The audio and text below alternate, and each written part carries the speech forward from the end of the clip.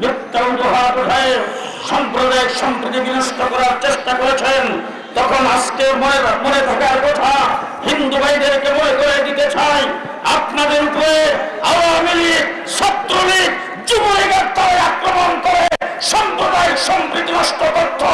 আমরা হেফাজতে ইসলাম মাদ্রাসা আলেম ওলামায়ে কেরাম আমরা আপনাদের পাহারা করেছি। গত কয়েকদিন আগে দুর্গা পূজা গেছে আপনাদের, ভারত এত শান্তিতে পূজা পালন করতে পারে নাই, আমরা যেভাবে আপনাদেরকে পালন করতে দিয়েছি।